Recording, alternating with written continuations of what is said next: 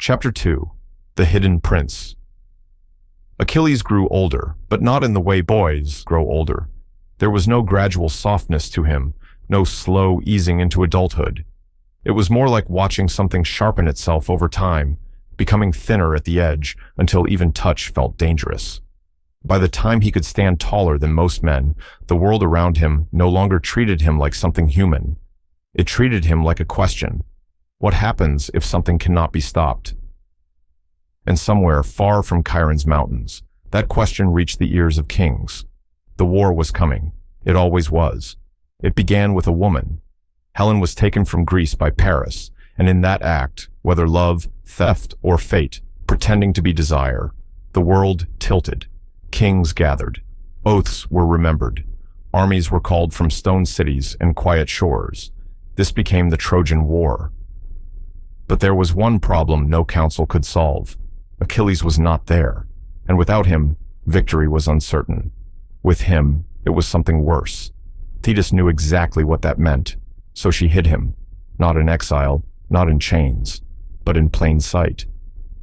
On the island of Skyros, Achilles was dressed in soft clothing. Placed among the daughters of King Lycomedes, his identity dissolved into quiet routine. A life designed not to erase him, but to prevent the world from recognizing him. And for a time, it worked. But Achilles never truly belonged to disguise.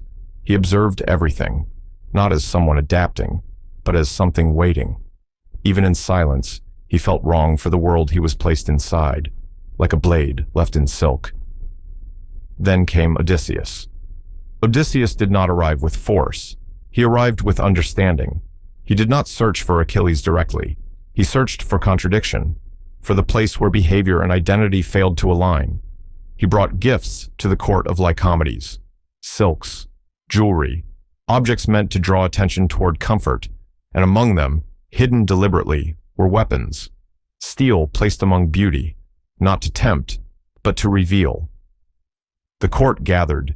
At first, it was simple curiosity, then comfort, then distraction. Most reached for what matched the world they thought they were in. But Odysseus was not watching the crowd. He was watching what did not fully belong to it. The hesitation that was too precise, the stillness that did not soften, the presence that did not adjust. Achilles stood among them, perfectly still, not hidden well, hidden socially. A man shaped into background rather than absence. Then the weapons were revealed more clearly, metal catching light differently than anything else in the room, and the air changed, not outwardly, but in recognition. Achilles did not move immediately. That mattered more than movement, because most people respond to temptation. He responded to recognition. Then he stepped forward, not quickly, not dramatically, directly, toward the steel. The moment his hand closed around it, the disguise stopped being meaningful, not broken, resolved. As if something that had been paused simply resumed its correct form. Silence followed, not shock, confirmation. Odysseus exhaled once, not as a man who succeeded, as a man who confirmed something inevitable. "There you are," he said. Achilles looked at him, not surprised, not defensive, as if the world had finally stopped misnaming him. "You were looking for me," Achilles said. "Yes.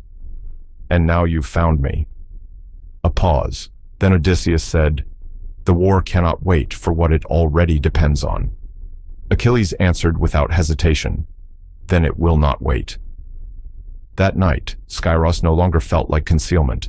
It felt like a boundary that had been crossed without resistance.